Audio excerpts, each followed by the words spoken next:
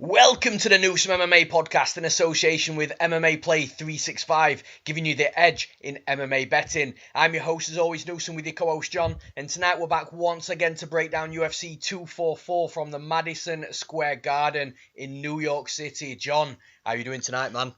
I'm very well, thank you, my friend. I'm very well. Really looking forward to breaking down this card, man. I mean, on paper, it's potentially the best card of the year. This and obviously UFC 245 as well are looking stacked, and we've had a few jitters in leading up to fight week, but hopefully we've made it there in one piece, and this card's going to stay intact, man, because like I say, it's stacked from top to bottom. Yeah, it's a really fun card, and also you mentioned a good point there as well with UFC 245 as the next pay-per-view. It's arguably the best back-to-back pay-per-views that we've had in a very long time, if the best one ever. So I'm really looking forward to this card and really looking forward to getting into it. And just before we start, as always, we need to mention MMA Play 365. We have an awesome offer this weekend called UFC 244, the BMF Challenge, Handicapper versus Bookie. And it's very simple. Any new subscriber that signed up to the MMA Play 365 platform between last Saturday and this coming Saturday will have their subscription refunded in full if the bookie beats me on this weekend's event at UFC 244. And if the bookie does beat me, then the accounts will remain active until the original expiration date. So if you sign up for a year and I don't profit this weekend, you'll have had a full year of betting advice gifted to you on the world's most unique MMA betting advice platform. The offer will be based on the official bets only, which will be third-party tracked and verified online at betmma.tips/MMA Play 365. This basically just provides clarity and transparency if UFC 244 is a winning event or a losing event. And if I win, then the subscriptions remain also until the original expiration date. So if you want to get a free month or a free year at MMA Play 365, here's your chance to try your luck. And with that said, let's break down some fights at UFC 244. In the main event of the Newsome MMA main card, we've got the baddest motherfucker title between two bad motherfuckers. We've got Jorge Masvidal, the betting favourite, at -160, with the comeback on Nate Diaz at +140. John, is The Rock, Dwayne Johnson, going to be wrapping a belt around Jorge, or is Nate going to come through as an underdog for the second fight in a row? Man, this fight's just awesome. It's crazy. It's awesome. They've created a title for it between two guys that, dare I say it, who have been called journeymen throughout their career, and then they've just exploded over the last couple of years. Obviously, Nate, we know all about it with the Conor McGregor fights. Jorge Masvidal, those ridiculous back-to-back victories over Darren Till and Ben Askren, and here we are now. We've got a guy who's 34-13 taking on a guy who's 20-11 for the baddest motherfucker in the UFC title, and it's fantastic. And like you say, we've got The Rock to wrap the belt around someone's waist. The whole thing doesn't make sense, but it's so awesome. The Rock, by the way, has also teased another announcement that's going to be leaked sometime soon that we're waiting for. Nobody really knows what that is. There's some rumours potentially he could be taking over Bruce Buffer's job for the night. I'm not sure if I see that happening, but that would be cool. So just keep an eye out for that. Oh man, that would be great.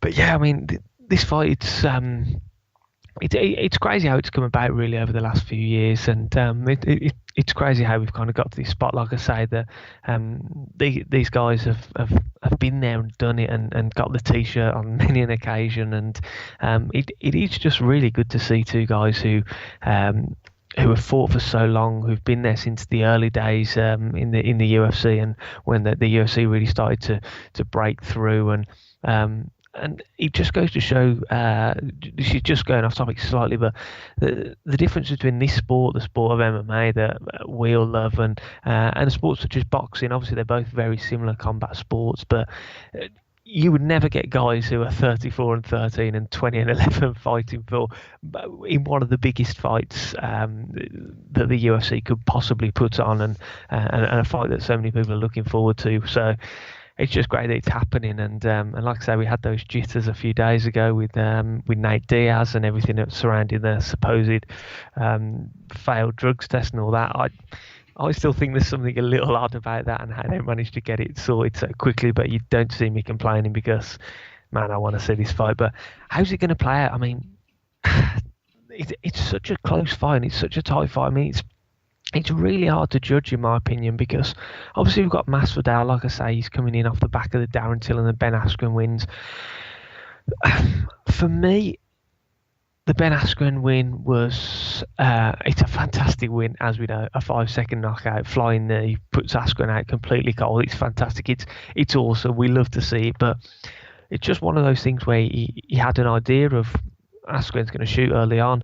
I'm going to go in there, and he practiced this. He drilled it. He knew what he wanted to do, and he went in there and he executed. So it's really hard to kind of gauge a 5-round fight against a guy like Diaz from that Ben Askren in. And obviously the fight before that, we've got Darren Till, and he knocked Darren Till out and he put him out cold. But again, in that fight, it's kind of one of those where Darren Till, I'll speak about this more obviously when we get to the Darren Till's fight on the breakdown, but Darren Till for me at welterweight is still a bit of an unknown quantity. And like I said, I'll go into that in a bit more detail a bit later on, but there's still some things in my head that are thinking, is Masvidal just riding the crest of a very, I don't want to say fortunate wave, but kind of right place, right time. Obviously, he boomed after the Darren Till fight as well, with everything that happened with Leon Edwards backstage. That got people talking about him.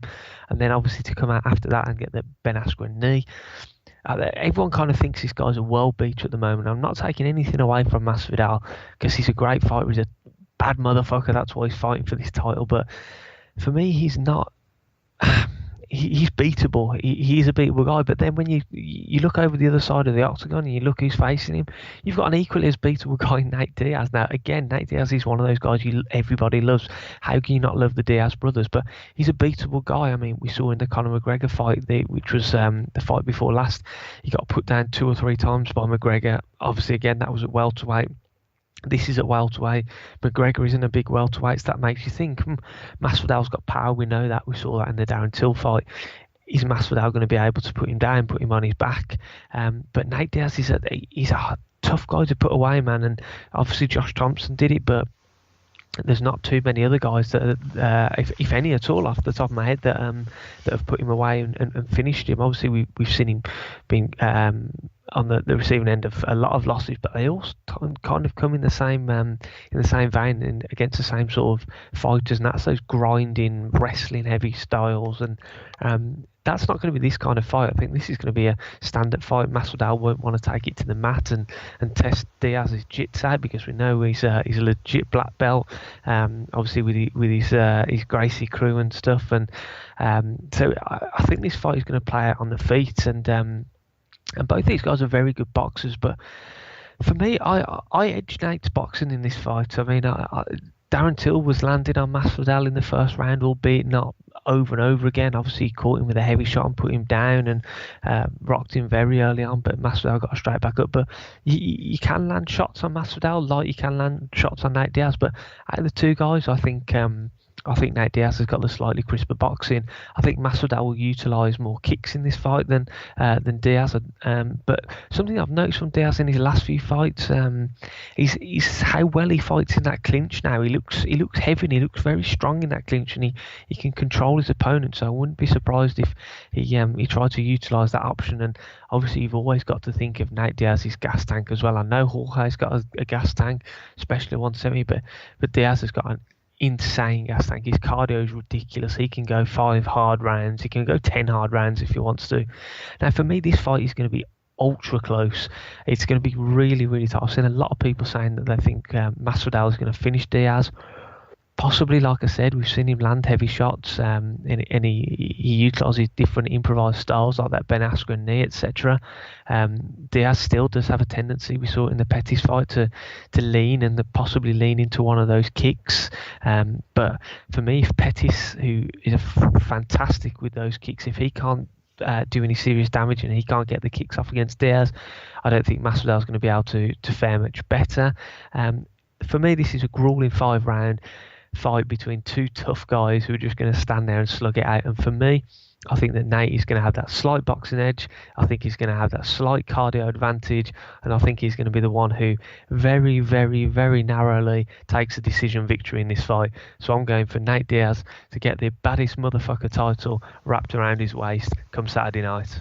Yeah, man, I'm super stoked for this fight. I'm really excited. I'm actually surprised that Dana White bought into this and bought into it so quickly because it is very gimmicky and it's great for the Definitely. sport and it's great to draw that casual attention, that casual crowd in as well, which every big sport, I'm not being disrespectful, but every big sport on the planet has to have a casual fan base, and this is perfect for it. And I actually think Dana White has made a decision here that is a really good decision and one that, like I say, I'm surprised he made because he doesn't strike me as the type of gimmicky dude. And he's even gone that one step further and got The Rock to come in into the cage to hand that title over and create a belt for this as well. So it's just nuts, and I absolutely love it. But when you look at both the fighters and you look at the careers and the records, you can understand why Dana White's done this because between them they've got 78 fights, and in those 78 fights combined, they've only been finished 5 times, which is just a nut statistic.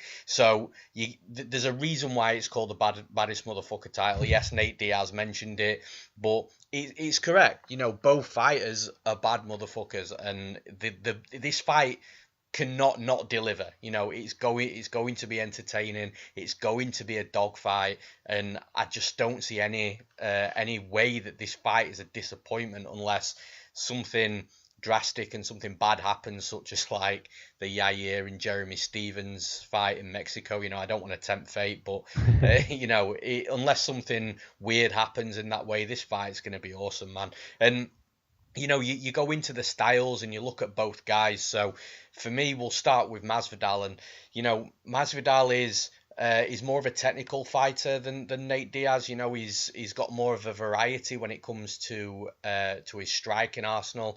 So we don't see the kicking game too much of Masvidal, but we have seen it in the past. It is effective, and he does, when he uses kicks, he can mix it really well with his striking. And obviously, he trains at American Top Team, and we've said it time and time again that those guys at ATT have really started drilling in those low calf kicks over the last couple of years that are proven to be really effective. So that's actually a weapon, and I said the same thing when Diaz fought Pettis.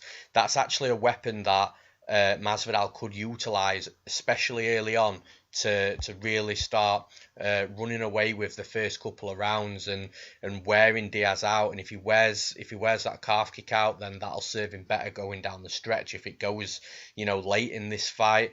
But Pettis didn't do that against Nate, and I was really surprised. I know he broke his foot in the second round. I bet Pettis that fight, and I'm not saying he would have won without the broken foot, but it's his kicks is his best weapon, and when you take that away, it then just becomes very easy for an opponent, especially of the caliber of Nate Diaz, to take over the fight. So I think it would have been a lot closer without that broken foot. So hopefully nothing like that happens in this fight, but it's a weapon that Masvidal could and should use, in my opinion. But then he sees boxing as well.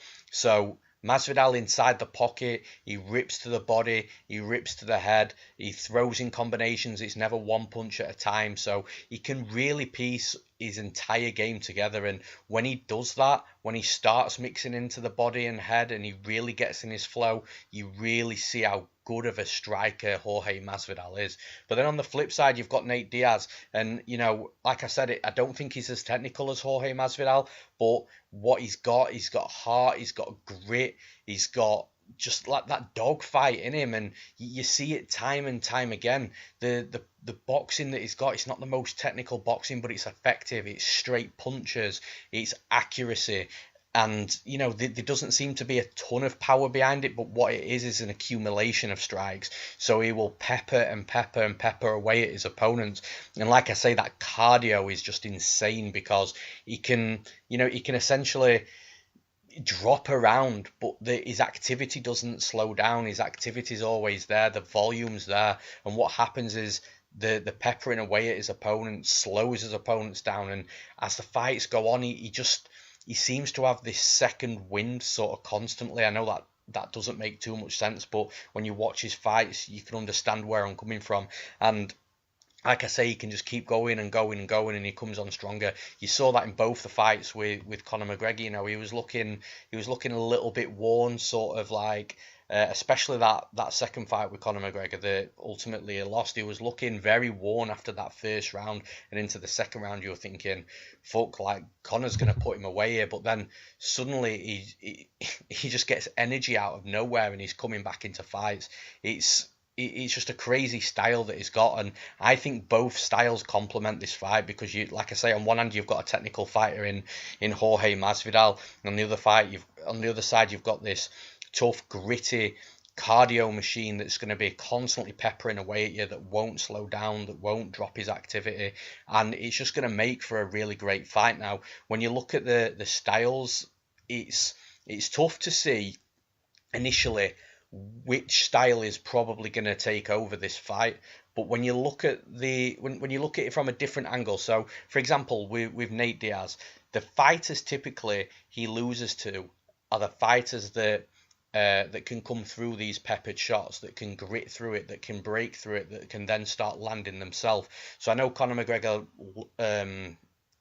lost that first fight to Nate Diaz, but I genuinely think that the weight class that it was fought at, and the fact that he'd never fought anybody like Nate, it was just a bit of a rude awakening for him. And in that second fight, he adapted really well to the situation and to Nate Diaz as a fighter. But the fighters that typically beat Nate Diaz are the fighters that can come through this toughness, that can come through that grit, that can get inside and start working. So like I say, McGregor is an example, Rafael Dos Anjos, Josh Thompson, Benson Henderson, Rory McDonald, Don Young Kim, Gray Maynard, they're all tough fighters. And then on the other side of the coin, you look at Jorge Masvidal, and the fighters that he normally loses to are fighters that are either great technically striking or fighters that can get him to the mat and work on top, that have got solid top control. Now, the two descriptions that I've just made there, I think is the reason why I'm leaning the fighter that I'm leaning, because Nate Diaz isn't that technical fighter that normally or typically beats Jorge Masvidal, and he's also not typically that fighter that will look for takedowns, that's got solid top control and that will wear on Jorge Masvidal on top. Yet on the other side, is Jorge Masvidal that fighter that can come through the grit, that can come through adversity, that can start piecing fighters up through that grit, and like I say, just being there and not being able to be put away, not being discouraged, not getting pushed back by shots. I think Jorge Masvidal is that type of fighter. So I do think this fight is going to be very close. They've both got 40 decisions between them. They've been to the scorecards 40 times. So I do think that that's a trend that's going to continue in this fight. But I just see, unless Jorge Masvidal gasses really badly and is affected by the pace of the fight, which I would be surprised at because we've not really seen that from Masvidal in his entire career, I do think Masvidal is going to have success in this fight in getting through that toughness and that grit and the peppering shots that Nate Diaz is going to be throwing. And I feel that Masvidal is going to probably take one of the earlier rounds, one of the first two rounds. And if he takes one of the first two rounds, I can just see him taking another couple down the stretch over 5 rounds. So for that reason, I'm going to take Jorge Masvidal to win. I think he's going to get the baddest motherfucker title, and I think he's going to do it via decision. And in the next fight, the co-main event, we've got Kelvin Gastelum versus Darren Till. Darren Till up at middleweight for the first time in the UFC. Kelvin Gastelum is sitting at a -210 favourite, with Darren Till quite a big underdog at +175. So, John, who have you got? Yeah, it's great to finally see Darren Till made that move up to middleweight. I mean, he was a huge welterweight. A lot of people have said it for a long time. He's obviously struggled a couple of times with that weight cut as well. Obviously the Wonderboy Thompson fight is the one that stands out. But yeah, it's good to see that he's made that move up, and from his media stuff that he was doing last week, he looks absolutely huge, man. He looks big. He looks like he's been working on his boxing. You can tell he's kind of realised where that weakness is, and that's with that chin up in the air and that linear forward in a straight line, back in a straight line when he engages with his opponents. And I think it's definitely a good move for him. Definitely a good move for his career. I mean, he's got the physique For middleweight, absolutely. Kind of reminds me of when Tom Breeze moved up to middleweight. He's got that physique, and I think Till will have a lot of success at middleweight. Obviously, he's going in against a really tough guy, a really tough opponent in his first fight, going up against Kelvin Gastelum, who obviously fought Israel Adesanya in his last fight, in that fight of the year candidate. I mean, that was an absolute war, and both guys came out of that beaten up and bloodied. Obviously, one thing we've got to think about is how much damage did Gastelum take. I mean, it was all square going into that final round, and he got pasted around the octagon for the final 5 minutes, unfortunately, and yeah, he looked a wreck at the end of that fight. But I think going back to a 3-round fight really suits Gastelum, because although he's got a decent gas tank, he's got decent cardio, you could tell that he was drained by the end of that fight, and especially in that last round, there was nothing left in the tank. But yeah, this is going to be such a fun fight, because you've got someone of Darren Till's size with that ridiculous power going up against a tough guy like Kelvin Gastelum, who's got fantastic boxing, he's good on the ground, he's a really good, well-rounded fighter, and it's going to be another really interesting fight. I mean, like I've just mentioned in the previous breakdown when I briefly spoke about Darren Till, my worry about Darren Till is, I don't want to use the word overhyped, because I really like Darren Till. He's a dangerous guy. Like I say, he's a heavy hitter. He's got heavy hands. He's got good takedown defense. His fundamentals are very good as well. But for me, when you look through his career in the UFC,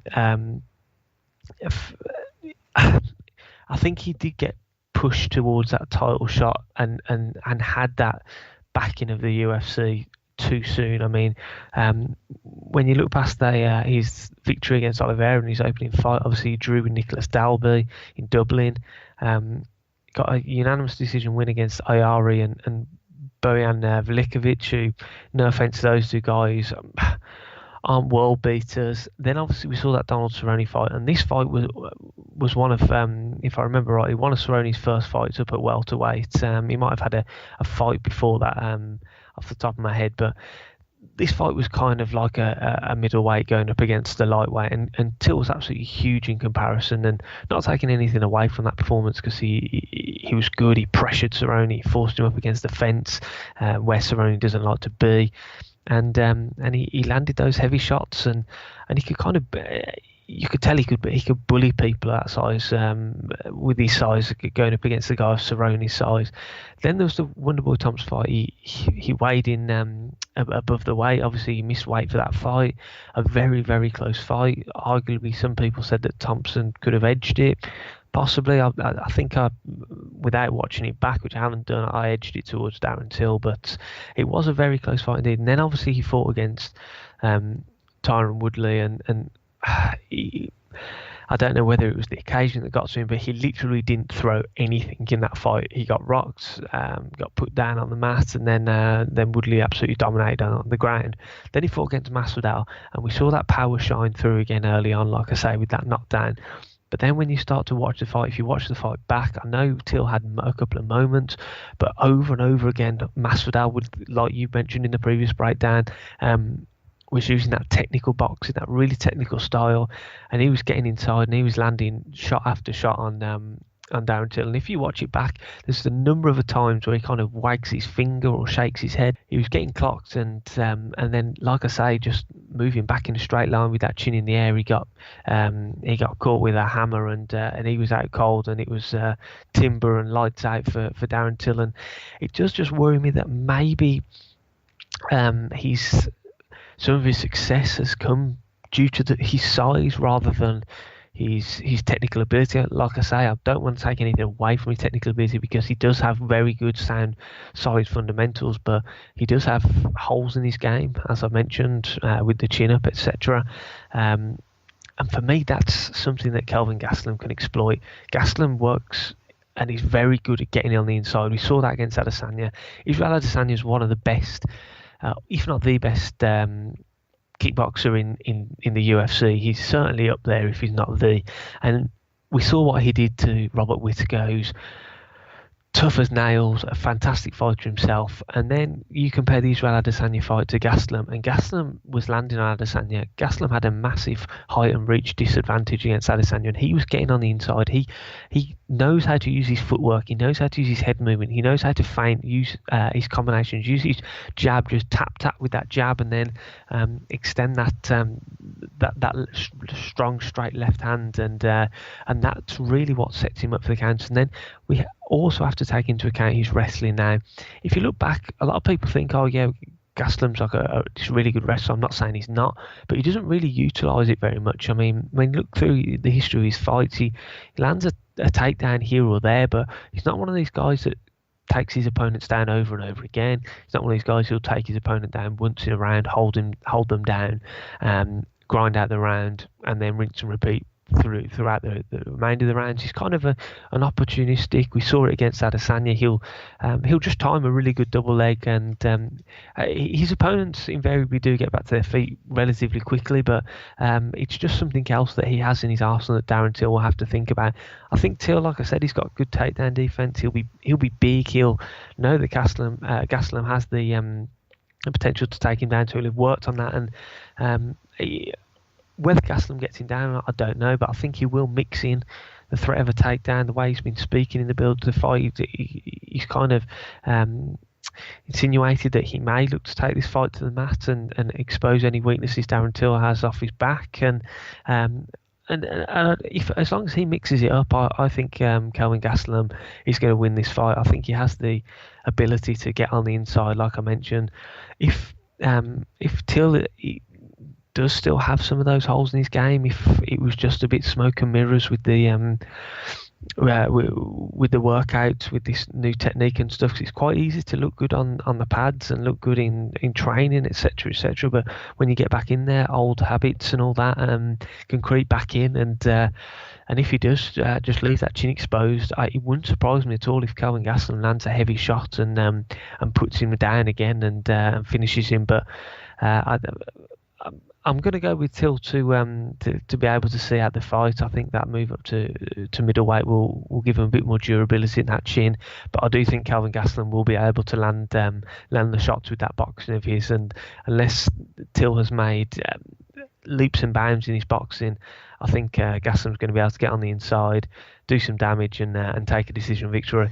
Yeah, I agree with a lot of what you're saying, and you know, it was a move that had to happen for Darren Till. He had to move up to middleweight because his cuts were just horrendous, and you know, it was affecting his training. It was affecting obviously his durability, and you know, even before with the Michael Chiesa fight, I was listening to an interview with what Chiesa was saying, and he was saying that weight cuts just make you really cloudy in sort of your vision, and whilst you're in the cage, and it's hard to have clarity and to really be 100% sharp inside the cage, which a fighter needs to be in order to adapt to in-cage adjustments, to read his opponents, to attack, you know, everything. You need to be 100% sharp and focused, and you know, those sort of things really affect you. So it's a move that had to be made for Darren Till. I'm so glad he's done it. He's also looking really healthy, really filled out as well. He's actually a really big middleweight, so it's going to be interesting to see how he performs with that extra muscle mass and the extra weight on him, because that's something else that I've spoke about time and time again when fighters are moving up. I prefer it when fighters move up because they tend to be healthier, and that really does reflect in the performance. But that first fight in a new weight division, upper weight class, is always the fight where there's just so many red flags and question marks, because like I've mentioned time and time again, that extra weight, is that gonna is the power gonna translate up to that extra weight? What's your speed gonna be like? What's your cardio gonna be like?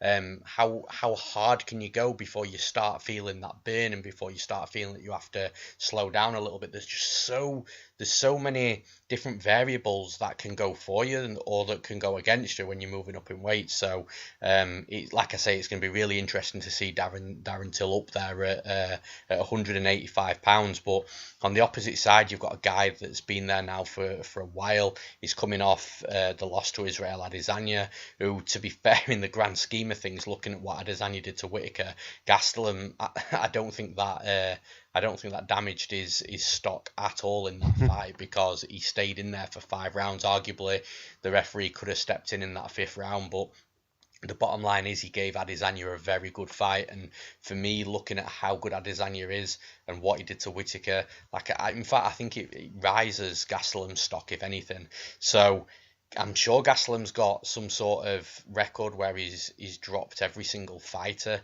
that he's fought at middleweight. So, you've got to consider that. Obviously, Darren Till's coming off that brutal knockout to Jorge Masvidal. But listen, I don't think Darren Till is a Luke Rockhold or a Chris Weidman, where the damage has already been done. And James Vick is another example of that as well. Yeah. The damage has already been done at a lower weight, so they've moved up. And, even though the durability is going to be scientifically proven to be better, for those fighters that I've mentioned, that damage and the brutal damage was already done in previous fights. I don't think Darren Till's at that stage at all. He got dropped by Tyron Woodley, who hit him with a hard bomb. That's what happens when Tyron Woodley hits you clean. He tends to drop you or knock you out. He didn't knock Till out. He was very close, but he dropped him. And then, Jorge Masvidal laid him out, but he hit him clean on the chin with a hard shot. And that's just what happens in MMA when you've got 4-ounce gloves. I don't think Darren Till's got any sort of chin issue. But what disappoints me about this fight more than anything is that both guys are southpaws, because I feel like they both fight better against conventional strikers, especially Darren Till. Darren Till, I feel, that straight left down the pipe is a huge weapon for him.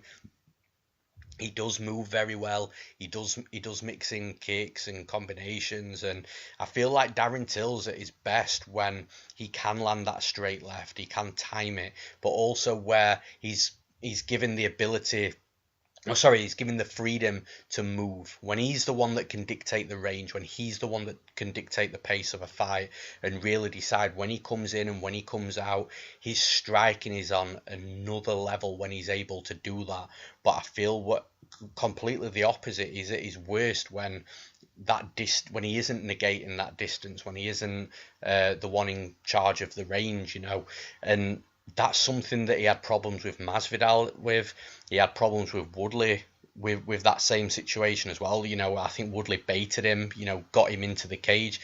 He led Darren Till to believe that he was the one controlling the range, and actually he wasn't. And Kelvin Gastelum is another one of those fighters. Kelvin Gastelum won't bait him into the edge of the, to the cage or anything like that. But what Kelvin Gastelum will do is constantly walk forward. He was walking through the power shots of Adesanya, the shots that Whittaker got. I mean, let's be honest, Whittaker was pretty much knocked out at the end of that first round, and, the job was finished in the second round. But these are shots that Gastelum was walking through to be able to land.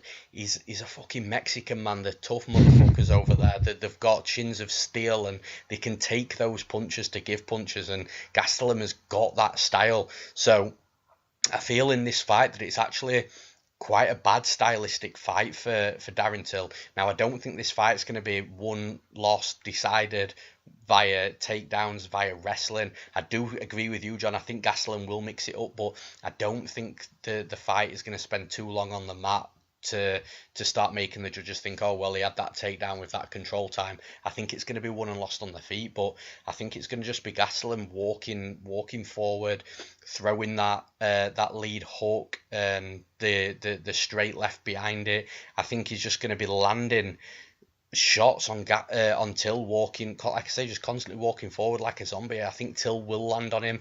What's important for Till in this fight is to make sure that early on he lands something very, very hard on Gastelum, because the night is going to be, I think it'll be how Gastelum wins this fight will be decided on what Till does early on.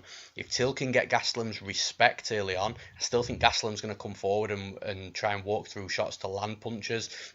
But if he gets Gastelum's respect early on, I think there's less of a chance of Gastelum really getting into his groove and his flow and knocking Till out. But if Till sort of freezes up there a bit, and he's struggling to deal with the forward pressure of Gastelum, then I can just see a bombardment of attacks coming, and I think one of them will put Darren Till away. I know Darren Till's moving up, and like we've already mentioned, that durability is going to be a little bit better for him. But Gastelum hits like a truck, man. If he lands clean on anybody, they're going down, and we've seen that in every single fight that he's had at middleweight. So I think really early on, and I know it's sounding like I'm not giving Darren Till much of a chance, and maybe Gastelum has taken took a lot of damage from Israel Adesanya. Maybe he's coming back too soon. Maybe that chin isn't going to be where it was before that Adesanya fight. Maybe Darren Till's power completely translates up to middleweight to the point where he is a monster. Maybe he can put Gastelum away, but I just feel because it's a southpaw versus southpaw, I don't think it really favours any fighter. But I think Darren Till thrives more on fighting a conventional striker. I think Gastelum's going to be able to land punches. I think he's constantly going to be walking forward. That generally is where Till struggles against fighters where he can't move against, where he can't negate range and distance. So for that reason, I have to pick Kelvin Gastelum to win this fight.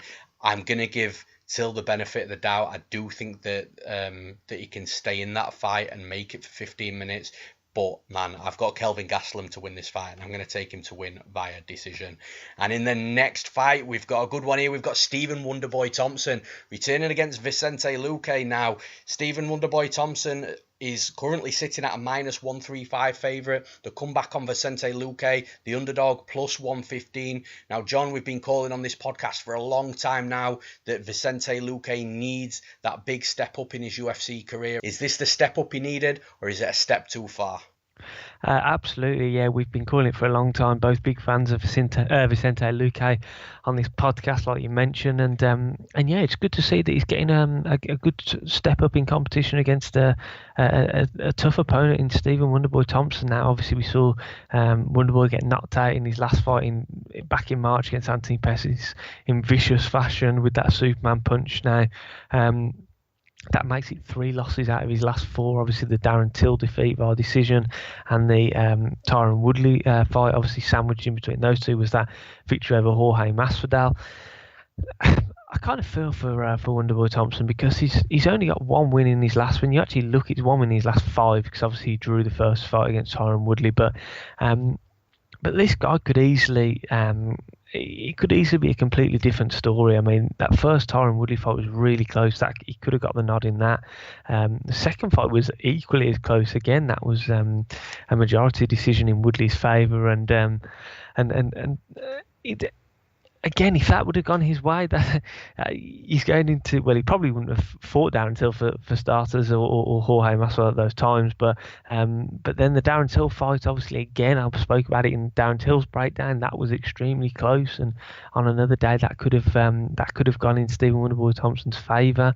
So it's not like he's getting pasted all over the place. The only worry is obviously that last fight against Anthony Pettis when he got completely put away, and that's the first time in his career that he's been finished. He's been knocked out, and he was probably out as well. He didn't know what had happened and who had shut the lights off, and obviously at 36 years old, you're just taking a brutal knockout like that. It's mad how quickly things can change in your career, and how quickly something like that can start the ball rolling on picking up a number of defeats in similar fashion, and that's where we see chin start to deteriorate. But obviously at the moment that's all speculation, and that's all ifs and maybes. And he's got to go up against a tough guy in Vicente Luque, and like I say, and you said in the intro for this fight, it's a call we've been wanting for a long time for him to step up in competition, because when you look at the guys he's fought since that Leon Edwards fight, Nico Price, a very dangerous guy, but I think somewhere off the top of the division, Chad LaPriest, Jalen Turner, Brian Barberena, Derrick Krantz, Mike Perry, all these guys are what you call tough guys. They're all actually really, really tough guys, really hard guys to put away. And he's been putting these guys away. He's finished all of them apart from Mike Perry, and yeah, it's going to be really interesting to see what happens, because when you fight Wonderboy Thompson, you know what you're going to get. You're going to get that karate style. You're going to get a lot of kicks coming your way. You're going to get him switching stances, making it difficult for you to get on the inside. And that is really when Vicente Luque he excels when he gets on the inside. We've seen that so many times. Obviously, Brian Barberani, he hits him with that the big knee and the follow-up strikes. Jalen Turner was when they kind of got in close and initiated a close exchange, and we see it so often with Vicente Luque that when he gets on the inside and he gets in that really short range where he can land heavy hooks, he can put you away, and he can put you away quite easily. But as we saw in the Leon Edwards fight, it's also possible to stifle this guy. Leon Edwards did a really good job of staying behind his jab, and he did mix in his takedowns and his wrestling quite a lot, something that I don't think we'll see from Wonderboy. He's not really that type of fighter, but just in the stand-up exchanges, Leon Edwards more than held his own. Like I say, just utilising good fundamentals, staying behind that jab, staying behind that 1-2, not allowing Luque on the inside, not allowing Luque to clinch up with you or anything like that. And for me, I think people forget how good Wonderboy Thompson is and how good his striking is. We just look back a couple of fights ago, and he absolutely outclassed Jorge Masvidal. That was at UFC 217, which was literally 2 years ago. It was in November of 2017, just before Masvidal kind of shot to prominence and all that. And yeah, Wonderboy Thompson just completely and utterly outstruck him throughout the whole of the fight. Masvidal couldn't land anything.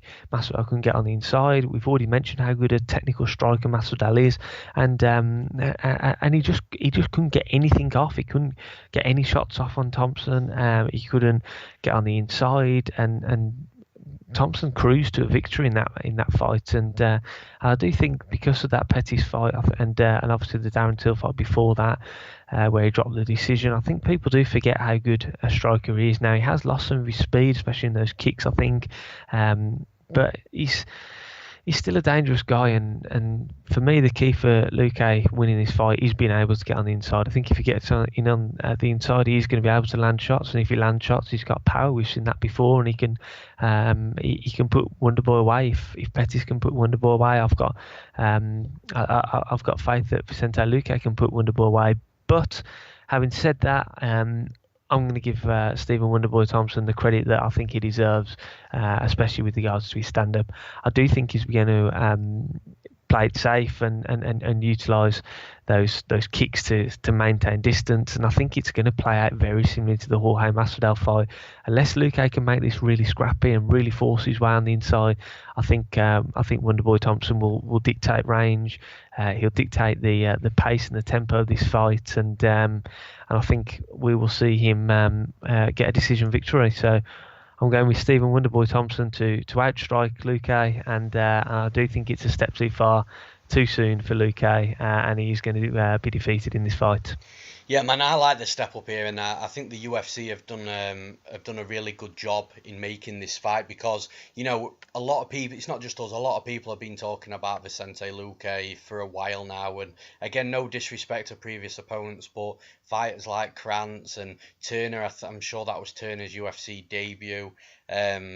Chad Laprise, Nico Price, like you said, they're all tough guys, but they're not guys that are going to hit the top end of the division, and he's been finishing these fighters. So again, like I said, a lot of people, not just us, were calling for this step up, and you know what, the UFC have just looked at that and just thought, yep, fuck it, right, let's see where you really at. Let's give you Stephen Wonderboy Thompson, so let's give you a fighter at the top of the division. Let's give you a fighter that you've never been in a cage with anybody like before, a veteran, But on the other side of the coin, it's a fighter that's in Stephen Wonderboy Thompson, who's 36 years old, a fighter that relies on speed, movement, reflexes, and as anybody that follows this sport a lot knows, those are the first types of things that go with age and decline. Now, I don't think that Stephen Wonderboy Thompson's declining, but with age, getting up there as 36-year-old welterweight, those types of things are going to be the things that are affected. And actually, I think you can see that a little bit in tape. In his last fight against Pettis, yes, it was a low percentage outcome. Yes, a Superman punch, and it was the first time that he's ever been finished as well. So I can understand all these comments and analysis coming out in regards to, is that his time now? He's finally been finished. Is it because he's older? Is it because that he's declining and his speed isn't there, his reflexes aren't there, his movement's not as prominent? So there's all these questions, and I totally get it, and I do feel that he has, he's not as fast as what he was 2 or 3 years ago. His movement isn't as great as it was 2 or 3 years ago. His speed isn't where it was 2 or 3 years ago. But I still think the Stephen Wonderboy Thompson of 2019 is faster than Luque. I think his movement is still where it needs to be to beat someone like Luque. I think his reflexes are still there to beat someone like Luque as well. It all depends on how switched on Wonderboy Thompson is in this fight. If he switches off for 1 second and allows Vicente Luque in that pocket, in the range to land a hard right or that killer lead left hook that Luque's got, then he's gonna put Wonderboy out. He's got to be switched on in this fight. But this is the thing. So like I was mentioning with the Masvidal and Diaz fight about fighters that, opponents that fighters typically beat, I'll do the same with Luque. So the opponents that Luque typically beats are opponents that will engage in a brawl, that will fight in the pocket, that will be there for a counter after they've hit you. Because like I say, that lead left hook counter from Luque is vicious. So a fighter that's going to be there for that counter, and like I say, a fighter that's going to be in the pocket, that's going to brawl, that's going to make it an ugly fight. Those are the types of fighters that we've seen Luque really thrive against. One that fits none of the descriptions of how you would describe Wonderboy. Wonderboy is absolutely not there to be hit 99% of the time once he's attacked you. He's in and out. He's switching stances. When you think you might have a read on a combination, if you see an opening or some holes in Wonderboy's striking, he'll switch stances and he'll be moving laterally, and like I say, in and out, and he'll just make you rethink those reads. And now you've got to make new reads, and you've got to make these reads whilst coming forward, whilst trying to find ways in without getting hit. 1 minute you're hit, the next minute he's out. He's just an absolute nightmare to fight against. So that's where Masvidal had issues, because I feel like Masvidal was making reads. He would catch him once and then he would come forward, but then the stance switch would be there and Wonderboy just wouldn't be there to be hit. So I actually think this is quite a difficult fight for Luque, and I agree with you, John. I think it is maybe a step too far for him. The one thing that is going for Luque is, like I mentioned, Wonderboy is getting up there in age. Does he look slower than his last fight? Is his movement a little slower than his last fight? Is his reflexes not where they used to be? Has he, basically what I'm trying to say is, has he digressed to a whole new level for this fight? And I'm just not sure he has. I'm not going to make those assumptions either. But like I say, Wonderboy has got to stay switched on in this fight, because if he doesn't, if he turns off for a second, then Luque will put him out. But I still think Wonderboy is one of the best in the division. I think, as I've already mentioned, and as you've mentioned as well, John, I think this maybe is a step a little bit too far for Vicente Luque, but it's absolutely a fight that he deserves. I think going with Stephen Wonderboy Thompson, and I think he takes the fight via decision. And in the next fight, we've got a wrestler's dream here. We've got Kevin Lee versus Gregor Gillespie. Gregor Gillespie opening the favourite in this fight, and he's currently at -175 with the comeback on Kevin Lee at +155. John, which wrestler wins the fight?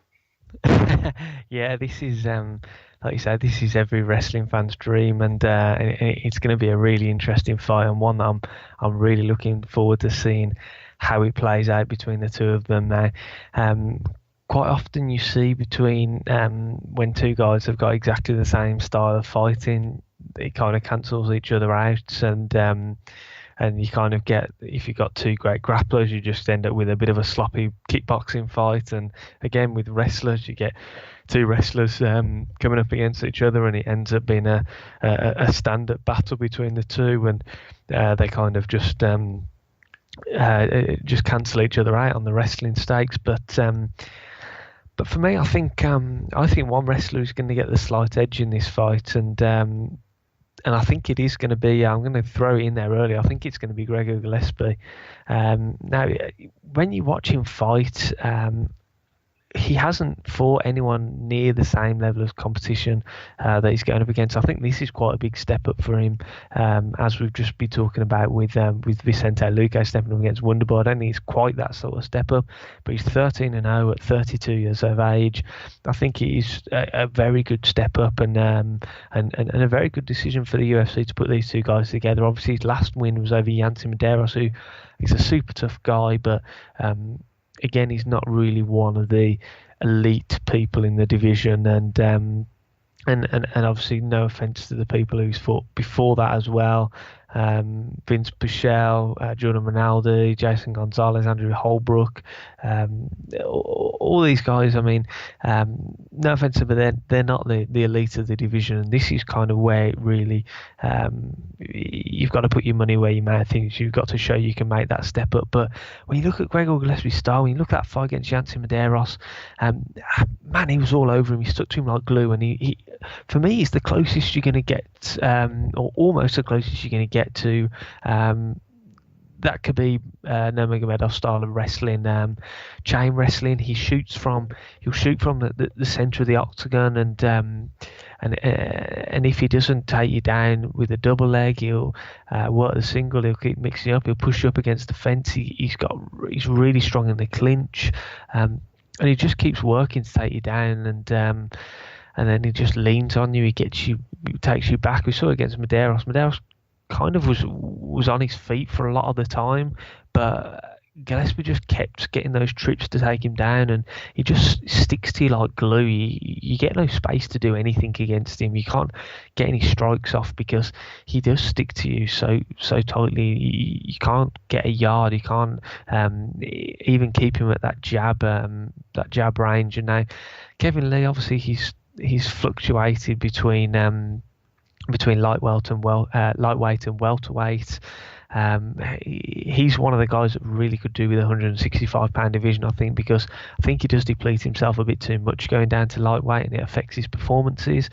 Welterweight, I think he just doesn't really have the natural size to compete with some of the guys in that division, and yeah, if you look at the resume of the two guys, I mean, the Motown Phenom has fought far better competition. His last two fights, Rafael dos Anjos and Ala Quinta. Before that, world-class striker in Edson Barbosa, who he defeated. Before that, one of the best lightweights in the division, Tony Ferguson. He's fought other tough guys as well, Michael Chiesa. I mean, he submitted him in the first round. Chiesa, we know, is a good wrestler himself. He's got good grappling as well. He defeated him with ease. Francisco Ronaldo, he beat him, finished him. Magomed Mustafa finished him.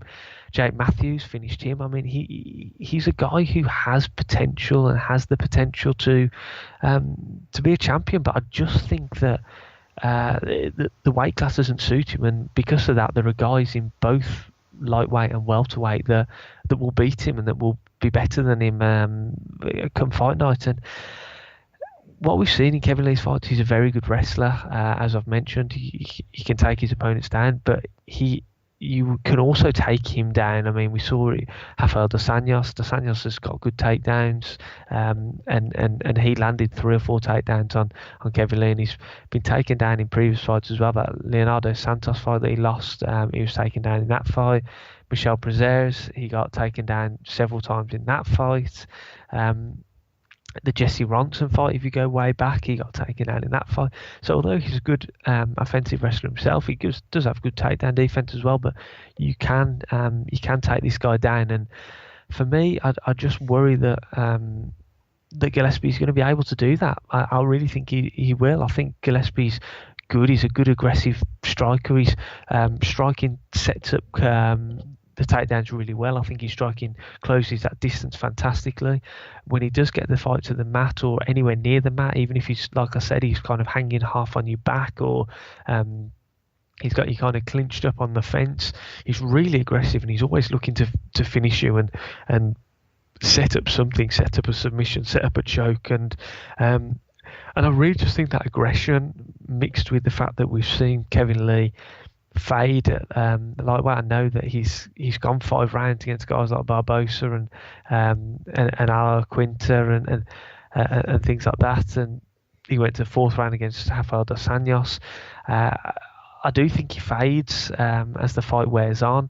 I do think sometimes he kind of gets stuck in, especially the Ala Quinta fight, he kind of gets stuck in a bit of a pattern where he thinks that he's winning the fight, and he thinks what he's doing is he thinks he's kind of getting the upper hand against his opponent. I mean, he was really baffled by the Ala Quinta decision when that was read out, and yeah, I think sometimes he kind of I think cruises is the best word. I mean, like saying that Ala Quinta fight, he was cruising. He didn't really look in great trouble, but he also didn't look like he realised that he was behind, and he kind of had to step up. He was just kind of cruising along at a 7 out of 10 output, and yeah, I think some of these things can affect him, and with a guy like Gregor Gillespie, he just wears you and he drains on you so much. I think at some point he will get Kevin Lee down. At some point he will be able to wear on him, and once that's happened once with the takedowns and Lee's got back up, and then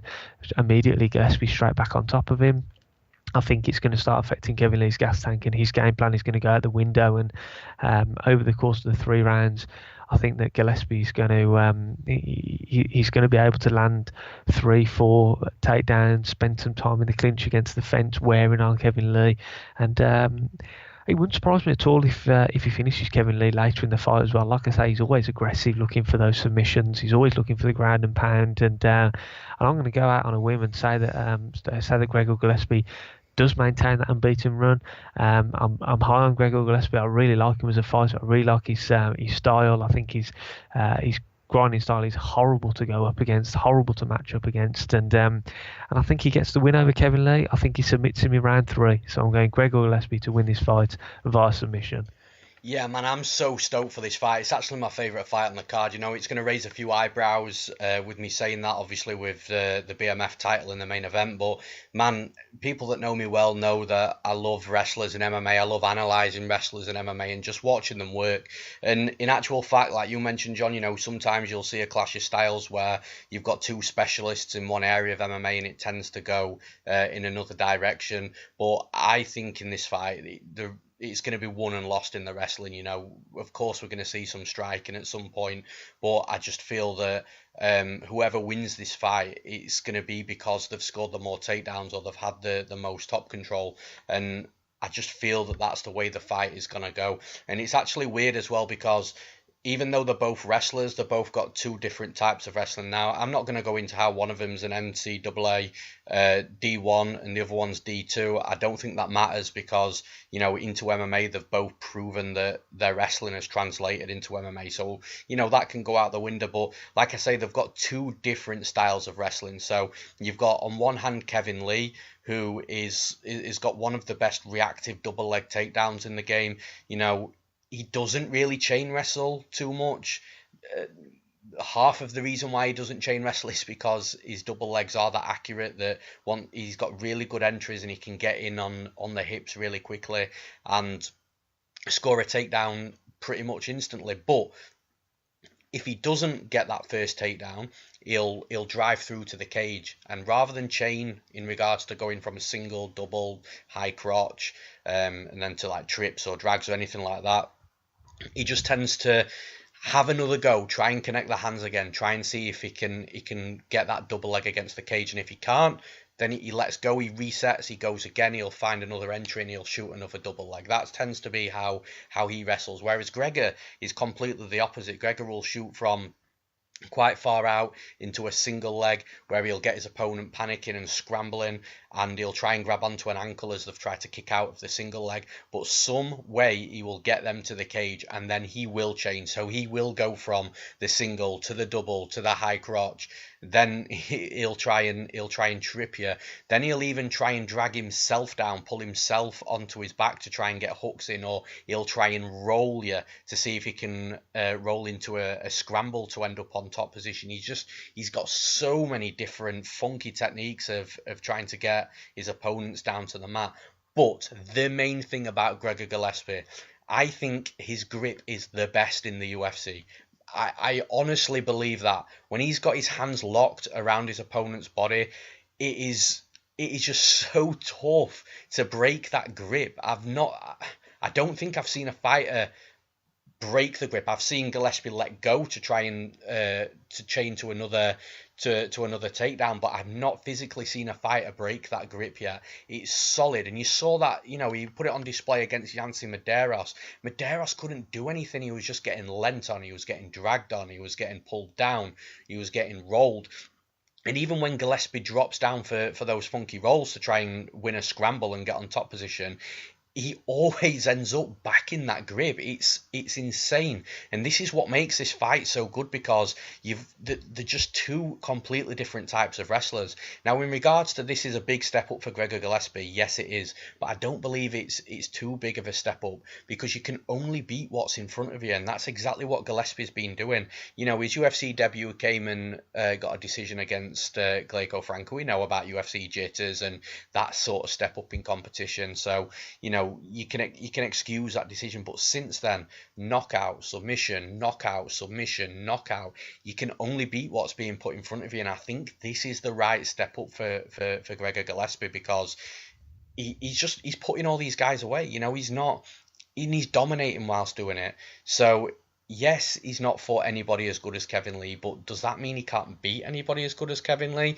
I disagree with that. I don't think that's the case at all. And when you look at the striking, I tend to give maybe a slight striking edge to Kevin Lee. It's definitely more of a technical striking game, and he mixes more of a variety of attacks in, so he will throw kicks, whereas you don't really see Gillespie throwing many kicks.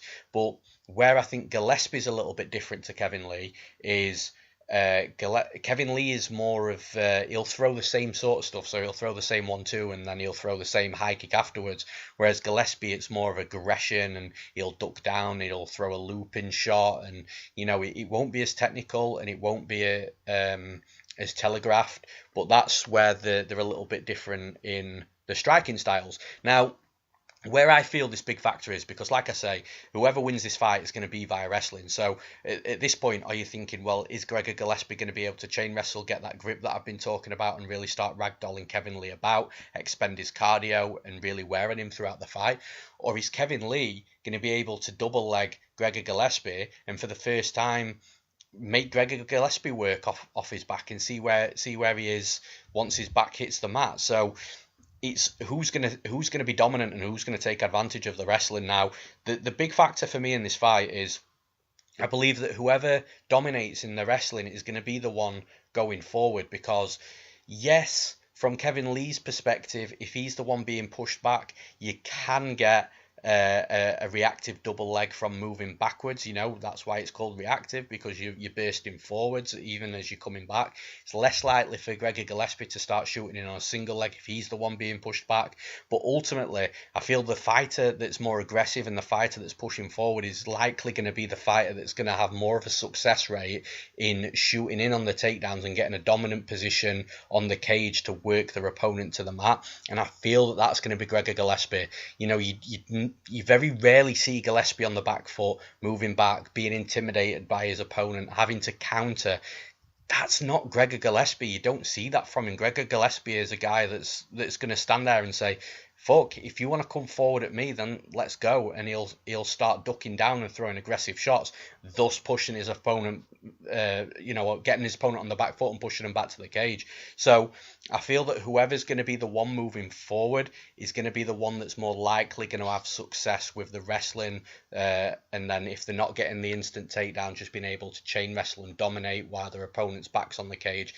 And I think that's going to be Gregor Gillespie. I think he's going to be the one pushing forward. That's going to give him, in my opinion, an advantage to jump on a single leg and start chain wrestling and really working Kevin Lee, getting that grip that I've spoken about, and just wearing on him, just staying on him and really putting it on him. And the other side as well, you mentioned it, John. Kevin Lee, he really is going to suit a division in between lightweight and welterweight. You know, I think he's tried himself up at welterweight against Rafael dos Anjos, who ironically is a natural lightweight. But then he's come back down, and he does cut a lot of weight to make this 155-pound limit. And although I think he's going to be the heavier man in the cage, I think if Gillespie really does work him, I think his cardio is going to deplete. Gregor Gillespie is just a workhorse. He's a cardio machine inside there, and he won't stop. He'll turn relentless. And I think even if Kevin Lee could perhaps take that first round, because I think that first round is going to be very close, whilst I just feel like they're both going to have a little bit of respect for each other's wrestling initially. So I feel like that first round is going to be close. But I think as the fight wears on, if Gregor Gillespie starts getting on top, I just feel that the cardio of Lee is just going to go south and go south very fast. Now, one thing that I will mention that I absolutely hated seeing from Kevin Lee in that RDA fight, I actually bet Kevin Lee in that fight as well, is the dude quit. And it was so visible. You know, I've watched it with my eyes 2 or 3 times. A fight that some may argue that Kevin Lee was winning. When RDA got that last take, got on top in that 4th round, that last time he got on top, he got straight into mount, and that arm triangle was just gifted to him, man. Kevin, I don't like to say this, but in my eyes, it looked like Kevin Lee had just had enough, and he wanted out. He was tired. He was getting worked on, and I don't understand it, because I feel that, like I say, there was an argument that he was winning the fight, but he gave up that arm triangle so easily, and that's not the mentality that I like to see in a fight. You know, I could be totally wrong, and there could be another reason, or I could just be misjudging what I'm seeing, but to me, it just looked like he gave up in that fight, and I don't like to see that. I think Gregor Gillespie is going to wear on him in this fight. I think both are actually going to have success in the wrestling at some parts, but I think Gregor Gillespie is going to be more dominant and more relentless as the fight goes on, and I also agree as well. I think he's going to find a finish late, so I'm going to take Gregor Gillespie to beat Kevin Lee via a finish late in the fight. And in the final fight on the Newsome MMA main card, we've got Corey Anderson versus Johnny Walker. Johnny Walker coming back after his shoulder injury from celebrating after beating Misha Serkinov. Johnny Walker opens the favourite. He's currently sitting at -175 with the comeback on Corey Anderson at +155. John, is it the prospect or is it the veteran? This for me is a really hard fight to call, because obviously we've seen 3 fights that Johnny Walker's been involved in now in the UFC. Obviously 4 if you include the Dana White's Contender Series fight, and it's still really hard to gauge where this guy is, because he just beats everyone so quickly and so easily that it's kind of hard to tell what will happen if he goes past 2 minutes of round number 1. I mean, the pushing aside the Dana White Contender Series fight, if you look just in the actual UFC proper 3 fights, and the longest of those fights is 1 minute and 57 seconds against Khalil Rountree in his first fight in the UFC back in November of last year. Obviously, he won that via that brutal elbow.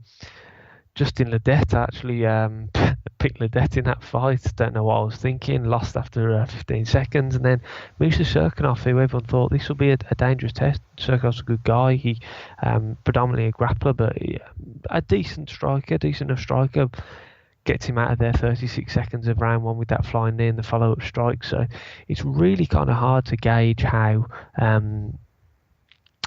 this fight's going to play out, because it's completely contrasting styles. You've got the explosiveness, the aggression, and the finishing power in the hands, knees, feet, elbows, legs, everything of Johnny Walker, going up against Corey Anderson, who's a fantastic wrestler. I mean, I think he set the record in his fight against Pat Cummins for the number of takedowns in a fight in this division, and when he landed, I think was it 12 if I remember rightly, against Pat Cummins, and that's the kind of guy he is. I mean, he's a legit wrestler. He can take most people down. I mean, Glover Teixeira, who he's no slouch. He's not terrible defensively. He got taken down over and over again. I mean, we've seen it with these guys. I know the Latifi fight. Latifi himself is a very good wrestler. They kind of cancelled each other out, but in that fight, Anderson had the better of the striking between the two of them. But I've seen a lot of people on social media this week talk about it's Johnny Walker wins it in round one, otherwise Corey Anderson takes a decision, and I'm finding it really hard at the moment from the information that we have and from the tape and the stuff that we can study. I'm finding it hard to disagree with them because we haven't really seen Johnny Walker go up against anybody with Corey Anderson's style. I mean, you look at the three guys that he fought so far, and I mean, I know I said about Misha Serkinov, he's a dangerous guy on the ground, but he doesn't have the level of wrestling that Corey Anderson does. Corey Anderson can tame most fighters down, but yeah, it's a bit of an unknown quantity, and it's kind of hard to see what will happen. Does Johnny Walker's style mean that he'll fade as the fight goes on? If he gets out of round one, is he shattered? Does he have a gas tank? Does he have a gas tank to go against someone who, if it goes the course of 3 rounds, he will get taken down at some point and will spend time on his back? I'm almost certain of that. I mean, I know we've seen him go to a decision in the Dana White Contenders Series fight against Luis Enrique, but obviously apart from that, he pretty much finishes every opponent that's been put in front of him. So it's really hard to gauge how it's going to go. But for me, I think this fight is going to play out the similar fashion to the fight between Corey Anderson and Jimmy Manuwa. Now, Jimmy Manuwa was an absolute powerhouse. He still is an absolute powerhouse. He can put guys away in vicious fashion early in fights. Potentially his weakness was off his back and his wrestling defense, and Jimmy Manuwa was able to keep the fight standing long enough to land that knockout shot in the first round and take Corey Anderson's head off, and I think Johnny Walker's going to be able to do the same. He's such a dangerous guy. He's so inventive with his striking. I mean, we spoke about earlier, look what Masvidal did to Ben Askren.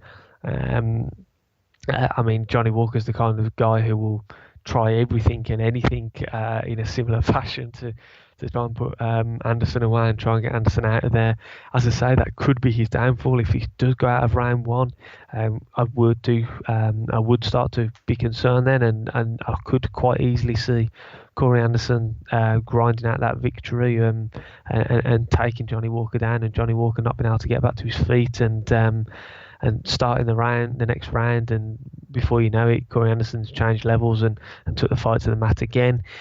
But I'm going to edge with Johnny Walker. I think he's got that wave behind him. His confidence is high. He's so powerful. He can finish the fight in so many ways. He's got so many weapons, as we've seen. 3 knockouts so far in the UFC: elbow, hook kick and spinning back fist, and then the flying knee and the strikes. I mean, he can finish it in any way that he wants to, and I just think at some point early on in this fight, that power's going to shine through. We've seen Corey Anderson get put away before. Got brutally put away by Irvin St. Preux in a fight that he was winning, and that was in the 3rd round. Jimmy Manuwa put his lights out in round 1. Gian Vellante finished him with strikes in round 3 as well. At some point, I think Johnny Walker's going to be able to land something on Corey Anderson and put him away. I think it's going to happen early on in the fight, and I sense another first round victory for Johnny Walker. Yeah, I love this fight, and I think the UFC have done a really good job making it as well, because, you know, for people that are on this Johnny Walker hype train, prospect train, whatever you want to call it, just for what it's worth, I'm also on this train as well. The one concern I think everybody's got of Johnny Walker is, what is he going to be like facing a very good MMA wrestler? Because that's what Corey Anderson is. You know, he was a former NCAA D3 wrestler, but man, his wrestling's translated into MMA so well. He's actually got a 50% success rate with his takedowns also, which is relatively high for this level of mixed martial arts in the UFC. So he's a really good wrestler, and this is going to be a really good test for Johnny Walker. And the one scenario I actually hope doesn't happen is the same scenario that happened with Misha Serkinov, because I'd have liked to have seen Serkinov get his wrestling going in that fight. I just hope that Walker actually doesn't come out and just explodes on Anderson and finishes him without Anderson having the chance to work anything at all. But the reason why I think a lot of people are having concerns with Johnny Walker and the wrestling is because of a fight that, funnily enough, happened in Southampton in 2018, which I think is where Johnny Walker lists himself as he's from. It's Southampton, England. I believe so, yeah. But he fought a guy called Makoviak, and basically, if you haven't watched that fight, Makoviak takes him down in round 1 and holds him down for the entire round, and then they come out in round 2 and he takes him down again. But somehow Johnny Walker manages to get up halfway through that second round, and just as he gets up and Makoviak goes for another takedown, he knocks him out with a knee and finishes him off with strikes. So I think that fight really sticks in everyone's mind, because that's the fight where we've seen Johnny Walker really exposing his takedown defense and, the grappling off his back. Now, the one thing I'll say a couple of things about that. So the first thing is, I know that Johnny Walker has been working hard on his grappling since that fight. I believe that he's also competed in some Brazilian Jiu-Jitsu tournaments as a purple belt, which is quite interesting. And also it's his development. And it's a little bit backwards how I'm going to go about this, but it's his development in his striking that makes me believe that his development in his grappling is probably there as well. And basically what I'm trying to say is, when I watched the Henrique da Silva fight in the Contender Series, I actually said in the breakdown of that Khalil Roundtree fight that Johnny Walker looks very bang average. He's striking sloppy.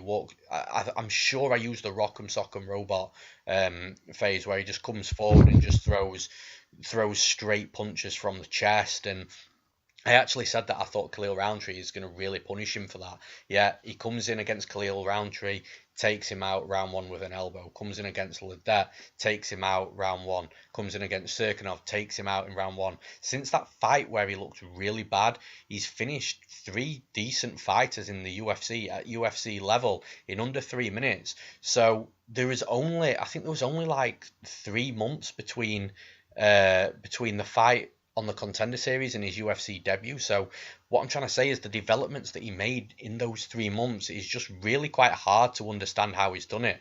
So that brings me on to his grappling, with the potential jiu-jitsu tournaments and just the fact that he's developing his game at a rapid rate. If he can develop his striking that much, then I believe he can develop his grappling and takedown defense that much as well. Now, the other very interesting thing for this fight is that he's been out in Russia for it. So he's been at a number of places for fight camps. Like, I think he's been at SBG, and he obviously Phuket in Thailand. And for this one, he's been in Russia, so he's going to have seen, I can't remember the gym that it was at now, but he's going to have seen some really, really good wrestlers out in Russia, because we all know what those wrestlers are like. And not only does that make me believe that he's probably developed his wrestling defense, it also tells me that he's very aware of what Corey Anderson's going to do inside the cage, which normally translates to good fight IQ. Now, I don't necessarily think that Walker's round 1 or bust. I do think that he could get a finish in round 2. However, if Anderson's won round 1, or if round 1's close, and Anderson does start to put a wrestling clinic on Walker round 2, then I can sort of get where people are coming from with the whole he's probably going to win a decision thing, because at that point he probably takes round 3 and all he'll have needed is one of the other 2 rounds, which he's probably got on at least 2 judges' scorecards. So that probably leads to him to win a decision. But like you've already said, I feel that athleticism in mixed martial arts at this level is really important. I think really good, explosive, inventive, creative athletes really do so well in the UFC, and that's exactly what Johnny Walker is. He's so athletic, he's so strong, he's explosive, he's got power in his hands, his feet, his knees, his elbows. And actually, talking about the knees and elbows, I think they're weapons that he can use against Corey Anderson, because when Anderson shoots in on takedowns, I know he's got this 50% takedown completion rate, but I'm telling you, if Anderson fucks up once in his entries, and he's going to eat a knee, he's going to eat an elbow, he's going to eat something, and that power is just freakishly freakishly weird from Johnny Walker. So Anderson, as much as I think he can really thrive on his wrestling in this fight, he's got to be so careful with his entries, because one mistake and he's going to get knocked out. And I think when you couple that with the huge striking differential on the feet, the explosiveness and the power of Johnny Walker, and also the fact that, I know it's weird saying because Corey Anderson's 30 years old, but I do feel that he is showing signs of aging a little bit. I just feel that there's more going on Johnny Walker's side than there is on Corey Anderson's side. Corey Anderson's got to get his wrestling going, but he's got to get it going safely, and he's got to hope that Johnny Walker hasn't made any improvements in his wrestling defense and is grappling off his back, because if Corey Anderson takes him down and Johnny Walker can if Corey Anderson shoots a takedown and Walker can either stuff it, or if he gets taken down, if he can get back up, then Corey Anderson's just going to be thinking, fuck, like that was my path to victory. And yes, he'll go again, but that's going to wear on only one person at that time. And like I say, if he gets more desperate with his takedowns, they're going to be not set up as well. And if they're not set up as well, it's the whole thing back to the weapons that Johnny Walker can use against him. So I like Johnny Walker in this fight. I do think that there is a legit chance that Corey Anderson does out wrestle him, because he is a very, very good wrestler. But in this fight, I am going to take Johnny Walker to win, and I'm going to take him to win via knockout. And with the Newsome MMA main card complete, we'll now quick fire off the remaining Newsome MMA prelims. And first up is the Black Beast, the returning Black Beast, Derrick Lewis versus Blagoy Ivanov. John, who have you got? Yeah, obviously we know how my record is with Blagoy Ivanov. Whoever I pick in this fight, just go with the opposite, because it seems that I just can't get a good read on this guy. But yeah, interesting fight. I mean, Derrick Lewis, obviously we've seen him lose his last two fights. Obviously that title shot to Daniel Cormier, then the loss to Junior Dos Santos in his next fight. That could quite easily have been 4 fights in a row that he's lost. Volkov he lost for almost the entirety of that 15 minutes. We don't need to talk about the Volkov fight. Let's move on. Francis Ngannou, if the Ngannou that fight, let's move on. If the Ngannou that's back now fought in that fight, I think we'd see a different outcome. I mean, Francis Ngannou just didn't turn up in that fight, and Derrick Lewis is also one of these kind of guys that you don't really know what you're going to get from him. Sometimes he looks tired, lethargic, almost sometimes like he doesn't want to be there. He kind of says in his post-fight interviews, even when he wins, he kind of sounds like he doesn't want to be there sometimes. Blagoy Ivanov is a tough guy. He knows how to grind out fights. I mean, his fights are always close, but he ends up grinding them out. But the thing that you can't rule out with Derrick Lewis is that ridiculous power. I mean, we saw Tai Tuivasa land on Ivanov and hurt him, and Derrick Lewis has got freakish power. He's freakishly strong, but it's going to be really interesting, because both of these guys aren't overly active in their striking. They don't, especially Derrick Lewis. He spends a lot of time kind of just waiting around to pick his shots, but then he'll throw out something ridiculous like a jumping switch kick, and it's kind of really hard to gauge what kind of Derrick Lewis is going to turn up. But I'm going to pick the Derrick Lewis that turns up with ridiculous power. I think he's going to land something on Blagoy Ivanov, and I think he's going to be the first guy to finish him with strikes in his mixed martial arts career. So I'm going with Derrick Lewis to get back in the win column. I think he's going to finish Blagoy Ivanov via strikes. Yeah, I think everybody knows where I'm going to go in this fight. I've picked against Blagoy Ivanov in every single one of his UFC fights, so it's gonna be no different this time. I should be 2-1 picking against him. The Tai Tuivasa fight wasn't too close, but that Rothwell fight, I still think that Rothwell won that fight. But there's a reason I pick against Ivanov. I just think for a smaller heavyweight, normally the smaller guys in whatever weight division are normally the faster guys and the better movement guys and the guys that are going to land volume and combinations and be in and out. But that's just not the case with Ivanov. And actually, because Derrick Lewis is taller, he's going to be bigger in regards to weight and reach as well. I just feel that if it's not Lewis that's negating the range, I think Ivanov's going to have to come towards him, and when he's coming into Lewis, because Lewis is so much bigger and longer than him, he's going to have to get into Lewis's boxing range, which is the worst range that you can fight Lewis at. So I think Lewis, obviously coming back from surgery for like 4 years, he didn't know he had a torn ACL, MCL, meniscus. He's had the bad back, which I think he had like 20 shots of steroids in before the Volkov fight, and he said he felt much better after that. So it seems that he's patching up some of his stuff. Is he going to be 100%? I've got no idea. Was his knee that badly damaged that it was, it was irreparable to 100%?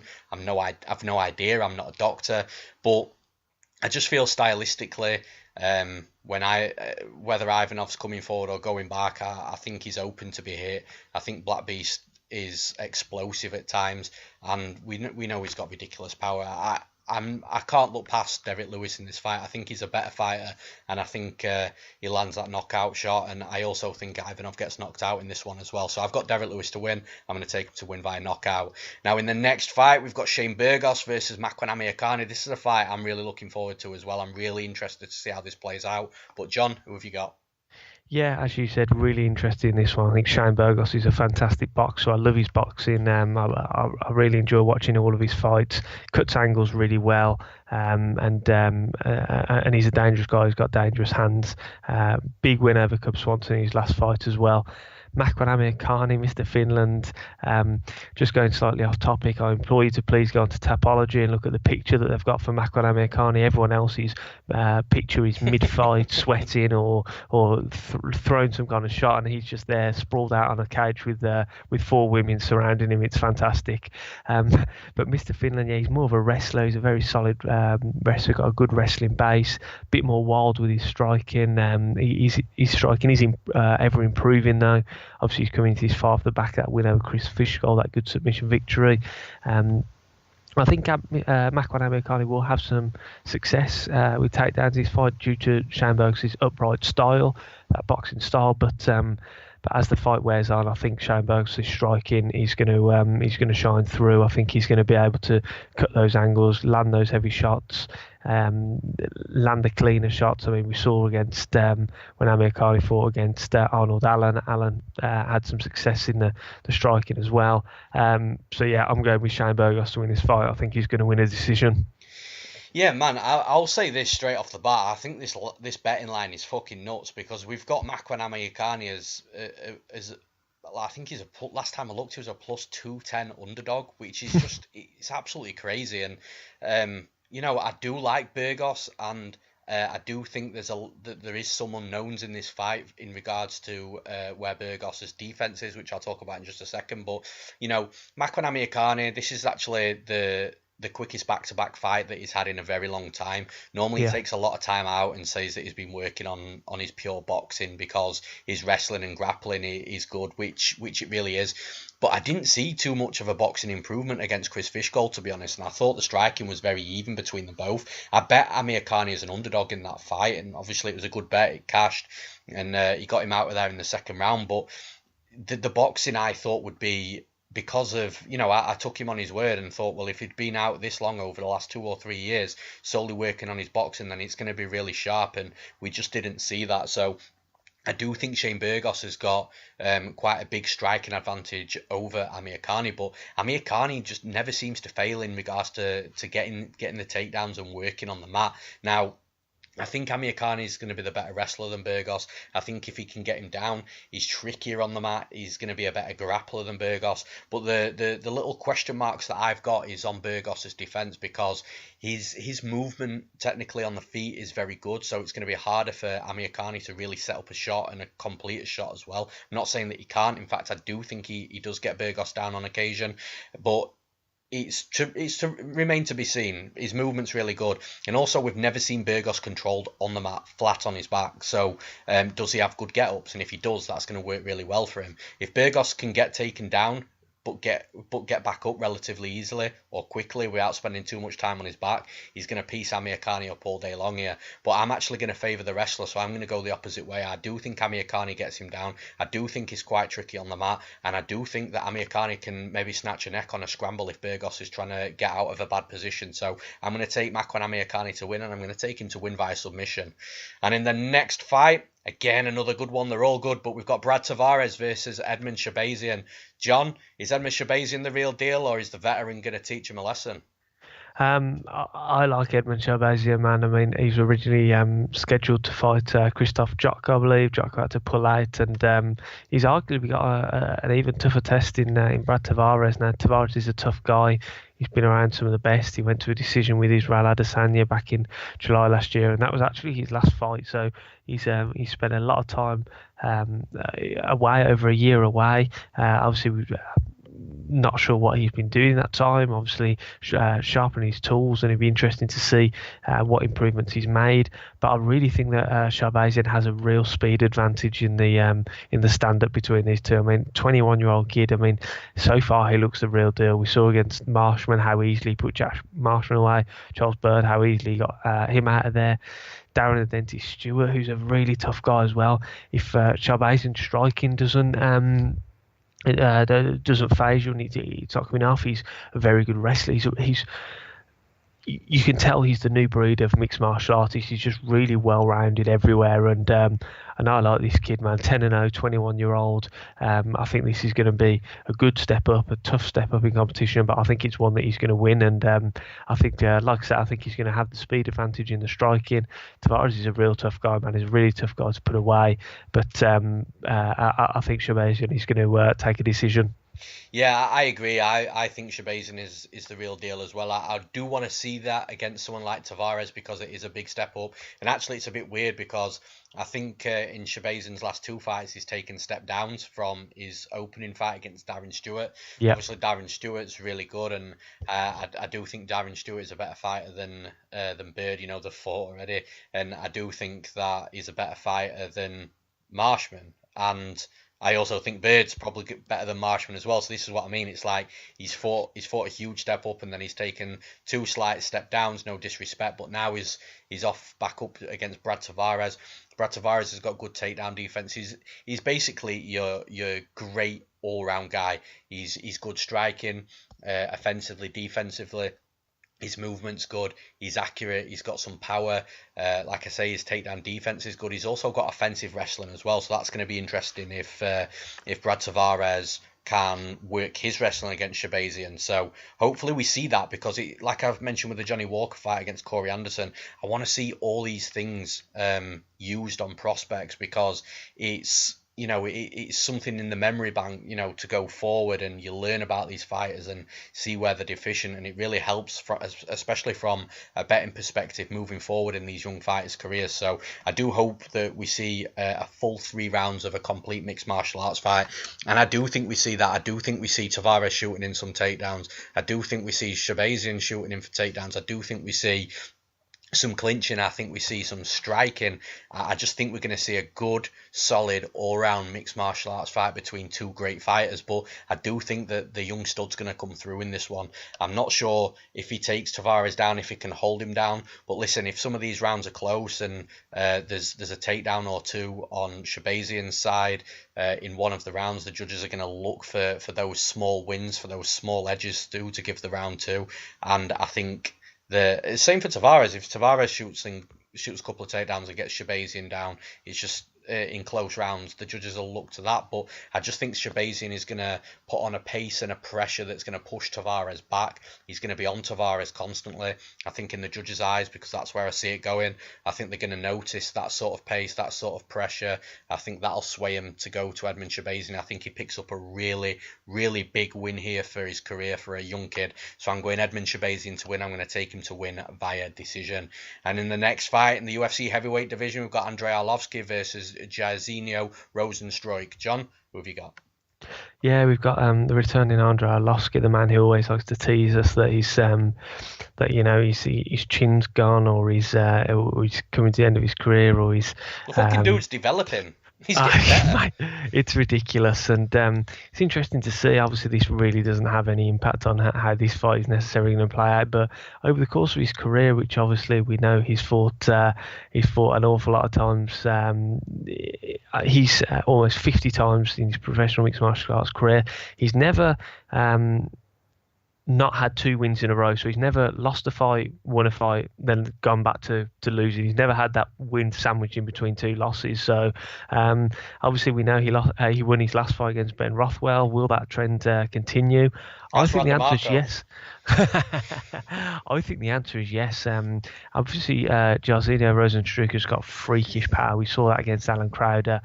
We saw that against Junior Albini as well. We've seen it throughout his career as well. Before he came to the UFC, he puts guys away very early. He's freakishly strong. But what we also did see against Junior Albini is the fact that he can be taken down, and he can sometimes look a little bit lost on the mat. Andrei Arlovski will take the fight to the ground if he needs to do that.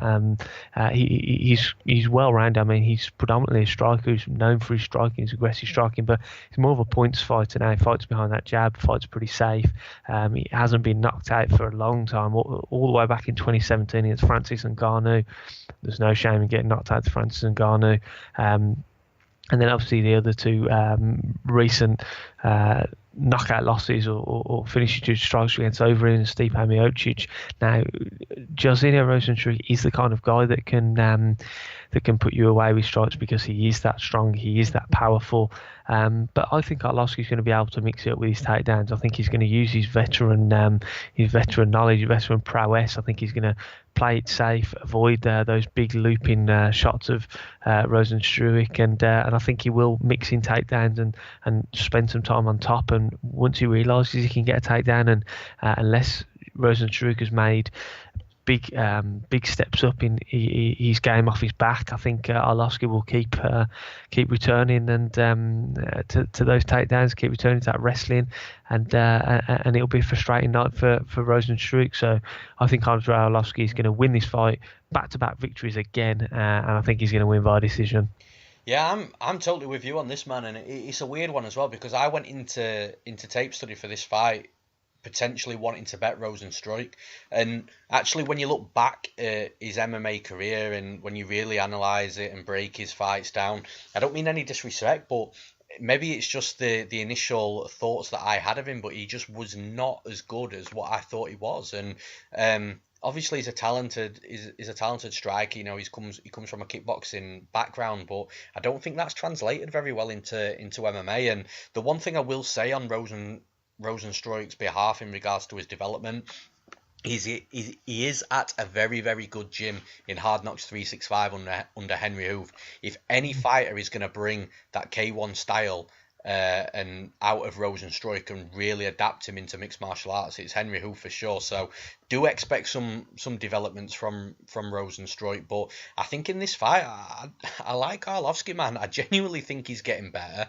He's not been knocked out in 8 fights, which at heavyweight, for someone that everybody was, including myself, was saying that he had a glass jaw, is nothing short of a miracle. I feel that Arlovski is, like I say, he's getting better, and it almost reminds me of the Junior Dos Santos situation, where everyone thought he was down and out, and he flipped his style. He stopped looking for the knockouts. He stopped getting into these brawls and just started fighting so much more technical. And the irony of that is Arlovski moved to American Top Team to train with Junior Dos Santos. They are training partners for every single fight that they have. So it absolutely transpires, in my opinion. I like Arlovski in this fight, and I also agree with you as well, John. When Arlovski needs his wrestling, he uses it. He did it against Stefan Struve. You know, he won that fight via wrestling, and I think Rozenstruik is available to be taken down. Now, how easy that's going to be, because the dude is very thick and he is very heavy, I'm not too sure. Arlovski is not the heaviest heavyweight, but I do think that it's a possibility that he takes him down. But if he doesn't, he can just fight, like you said, behind the jab, and just work Rozenstruik over 3 rounds and win a decision. Ultimately, one way or another, whether that be via wrestling or via very safe striking, I do think it hits the judges' scorecards. And I've got Andrei Arlovski, so I'm taking Arlovski to win. I'm going to take him to win by decision. And in the next fight, we've got Jennifer Maia versus Katlyn Chookagian. John, who have you got? Yeah, I'm going to keep this one short and sweet. Jennifer Maia's a good boxer. We've seen that before. We've seen she's dangerous when she gets on the inside, but But for me, Chookagian is just one of those fighters that she uses her length and her height so well. She's got she's got a 5 or 6 inch height advantage over Jennifer Maia. She's also got the reach advantage, and she's like I say, she's really good at just popping that jab out and making herself look busy. That's why she wins so many of these close fights. The fight against Jojo Calderwood, fights at Alexis Davis, Irene Aldana. These fights are really close fights, and she comes away with the win because she looks busy. She knows how to keep popping that jab, and I think Jennifer Maia is going to have a really tough time getting on the inside because, like I said, Chookagian is really good at maintaining her distance. She's really good at fighting on the outside. She's really good at fighting behind the jab and the 1-2 and utilising those teep kicks to maintain distance. And it's frustrating for opponents because she moves quite well as well. So it just gives the impression that she's landing often. Obviously, she gives the old noise when she's throwing her strikes as well, which kind of I think does play into the judges' eyes as well. I think they think again that she's a bit busier and landing more than she actually is, but it works for her. I mean, she gets a lot of decisions going in her favour, and I think this is going to be exactly the same as that. I think she's going to be able to keep Jennifer Maia at distance. I think Jennifer Maia is going to get frustrated trying to get inside. I don't think she's going to be able to do it, and I think Chookagian is going to win another decision over the course of 3 rounds. Yeah, I agree with you, but I actually think it's going to be a little closer than what you think, because although Chookagian does fight on the back foot really well, she's got a habit. She's one of those fighters that she makes fights way closer than what they should be. And that Alexis Davis fight is actually a really good example, because Davis isn't predominantly a striker, and although Chookagian won that fight, and I think it may have been a 30-27 if I remember rightly, but I bet on Chookagian that fight, and I don't know whether I was just being blinded because of the bet that I had, and then, I was sweating, nervous, whatever, but I feel that she made that fight so much closer than it should have been. Davis hit her way more than she should have hit her, and when I actually think, if that's Jennifer Maia in that spot, then Jennifer Maia probably beats Chookagian that night, but Chookagian's got other tricks up her sleeve. I'd like to see her try and take this fight to the mat. She's a legit Renzo Gracie brown belt in Brazilian Jiu-Jitsu. She's got really good Jiu-Jitsu, good grappling, and I do think she's got multiple avenues here. Maia can be taken down. We saw that in her previous fights. So that's a path to victory for Chookagian, but also fighting on the back foot and being really evasive is also a path to victory, but I think that'll make the fight a little bit closer than it should. Ultimately, I think the more skilled MMA fighter is going to win this fight. So I'm going to take Chookagian to win. I'm going to take it to win by decision. And in the next fight, we've got Lyman Good versus Chance Rencountre. John, who have you got? Yeah, I was really impressed with Chance Rencountre in his last fight. Obviously, he was fighting Ismail Nordiev. Nordiev came in and made a big statement in his UFC debut. Everyone was wowed by him beating Michel Prezes, and then obviously he's got back in the win column since that Rencountre fight. But Rencountre did a really good job of nullifying Nordiev in that fight. He got him on his back a few times, held him down, really nullified him. And I was really impressed because I picked Nordiev in that fight. I was really impressed with Nordiev, and I thought he was one of those guys that could shake up the division a bit actually from his UFC debut. But yeah, it wasn't to be, and Chance Rencountre looked really good in that fight, and obviously Lyman Good is a guy who's been around for a long time. He's fought a lot of good guys, Ben Askren, most recently Damian Maia, Zaleski dos Santos. I mean, all these guys, Andrei Koreshkov, these are all really good, really tough fights. But for me, yeah, I just think Rencountre is going to be able to. I think he's going to be able to spend some time on top. We saw that in the obviously Damian Maia's a completely different animal to Chance Rencountre, but obviously we saw how easily Damian Maia got the fight to the ground and finished it. Chance Rencountre had to spend some good time against Nordiev, like I mentioned. I think he's going to be able to take him down at some points. Lyman Good maybe has a slight striking advantage. I think he's going to be a close fight, but I think that Chance Rencountre is going to just narrowly edge a decision.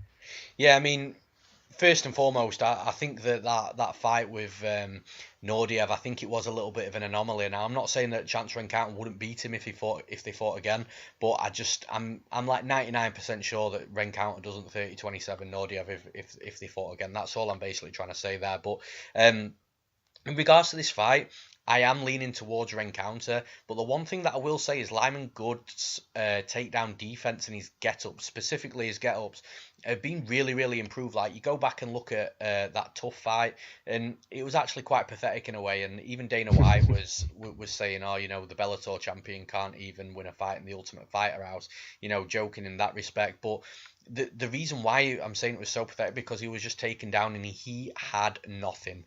Absolutely nothing. We've said this about Curtis Millender before as well. That's a name that really springs to mind. He had absolutely nothing, yet 2 years later he comes in the UFC. He's taken down by Gillespie dos Santos. He gets back up. He's taken down by Maia. He gets back up. He's taken down again by Maia. He gets back up. Maia eventually backpacks him like he does with everybody, and does eventually get good out. But that fight, that defense, those get-ups were there from Good that weren't there previously. So I'm not solely convinced that Chance Rencountre can come down here, take him down at will, and hold him down for like 5 minutes of a round. I think Good is going to put up a way tougher fight than that. So the one thing I don't like about Good is, I mentioned this before, in between rounds against Gillespie dos Santos, he said he was afraid of getting knocked out, and that's what was holding him back. Mentally, that's a red flag. And also with the Maia fight as well, Maia wasn't under that chin with the rear naked choke. Now, I know Maia's got, a vice-like grip and it can hurt and stuff like that, but it did look like Lyman Good had tried fighting. He tried his best to get out of it, and he just realised, he wasn't getting out of it. He was going out at some point, so I'll just tap now. Again, it's another mental red flag. So there's a couple of things that I'm not too keen on from Good's perspective, but man, on the feet, I think Good has got the striking advantage for sure. For me, it's whether Rencountre can get these takedowns or not. I think he may struggle early, but at some point in this fight, I think he does get the fight down to the mat, and I do think he spends a bit of time. It would not surprise me one little bit with the mental red flags that I've picked out with Lyman Good, if Chance Rencountre did eventually get him down, hold him down for like the majority of a round, and then Good knows what's coming in the next round, and sort of, not lets it happen, but he gets stuck again, basically, in the next round, and Rencountre wins the decision. So I'm going to pick Chance Rencountre to win. I'm going to take him to win via decision. And in the last fight of the podcast, we've got an absolute Muay Thai spectacle on our hands here. We've got Julie Arce against Hakeem Dawodu. John, who have you got? Yeah, this for me is it's a fantastic fight to open up the prelims. I mean, this fight could quite easily be a main card opener on other cards. It's a really exciting fight, like you've just mentioned, and I also think it's a really tough one to call. I honestly think this is a coin toss kind of fight. I've looked and I'm really struggling to pick anything between the two. I mean, I think that Hakeem Dawodu may just have a slight speed advantage out of the two. It worries me, obviously, what happened in the Danny Henry fight when he got caught and then submitted. Danny Henry's a guy we don't really see very often, so we don't really know what kind of level he was at. Was that just an anomaly, like you've mentioned in a previous breakdown? These things kind of do happen sometimes. Julio Arce, obviously, his losses have come against Shayman Moraes, who is a good solid fighter, just hasn't really showed it in the UFC. And then Brian Keller, who is again another guy who's a bit of a UFC veteran now. Really close fight between the two. I don't think either is going to put the other one away. I think they're both tough. They both have finishing power, but I think they're quite hard to finish themselves. I think they're quite wise on their feet as well.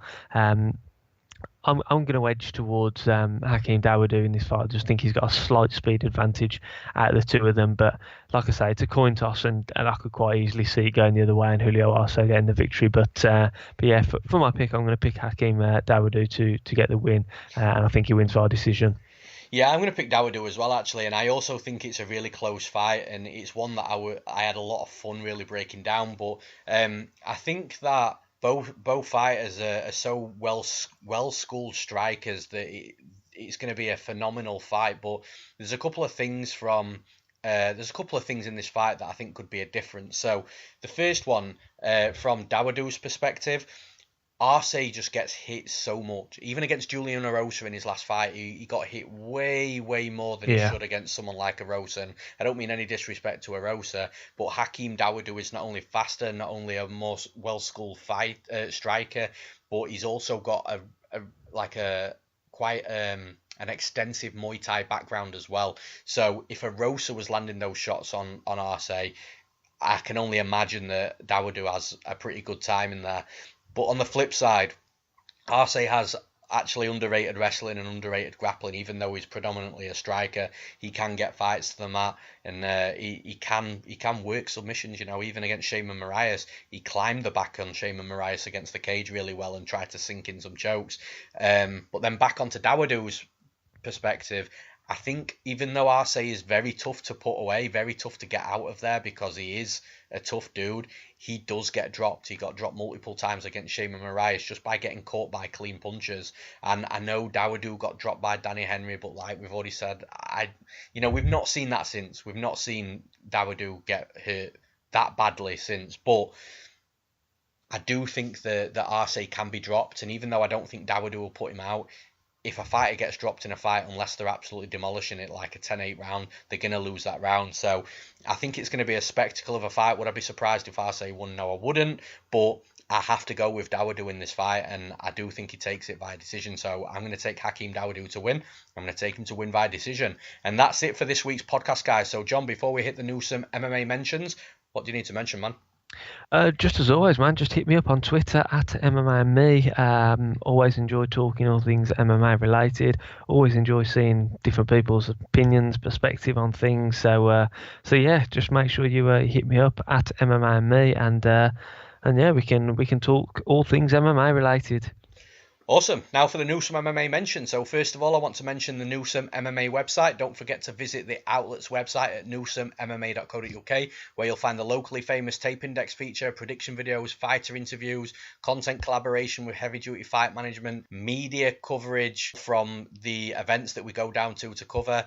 You can also request colour commentary and media coverage from Newsome MMA as well.